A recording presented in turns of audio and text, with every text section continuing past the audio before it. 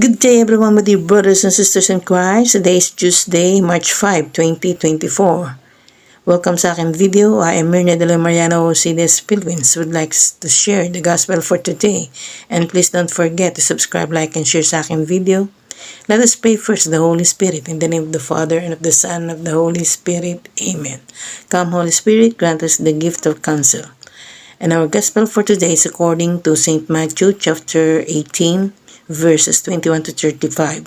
Ang talinghaga tungkol sa lingkod na di marunong magpatawad. Ang mabuting balita ayon sa aklat ng San Mateo. Lumapit si Pedro at nagtanong kay Jesus, Panginoon, ilang beses ko po bang patatawarin ang aking kapatid na nagkakasala sa akin? 7 beses po ba? Sinagot siya ni Jesus, hindi 7 beses kundi 70 ulit na 7. Sapagkat ang kaharian ng langit ay katulad nito. Ipinasya ng isang hari na hinga ng ulat ang kanyang mga alipin tungkol sa kanilang mga utang. Nang simulan niyang magkwenta, dinala sa kanya ang isang lingkod na may utang na milyon-milyong piso. Dahil sa siya'y walang maibayad, iniutos ng hari na ipagbilis siya pati ang kanyang asawa, mga anak at lahat ng kanyang ari-arian upang siya'y makabayad.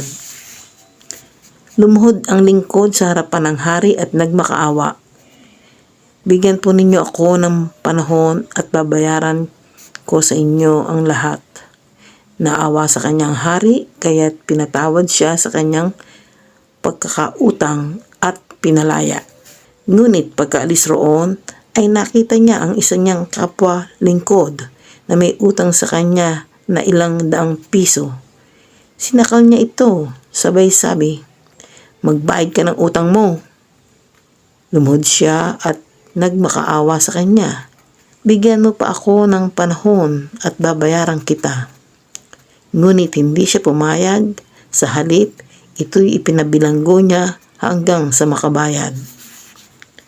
Sumama ang loob ng ibang mga lingkod ng hari sa pangyayaring iyon.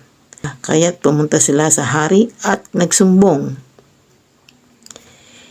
Ipinatawag ng hari ang lingkod na iyon.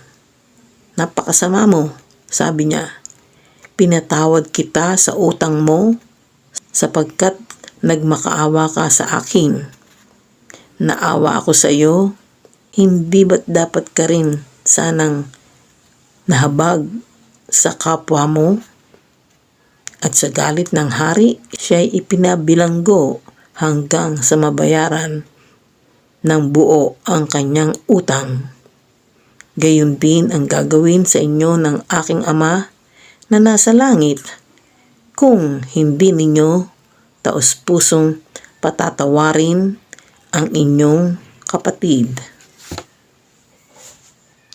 Ang mabuting balita ng Panginoon. Pinupuri ka namin, Panginoon Jesucristo. Let us pause for a while and let us pray.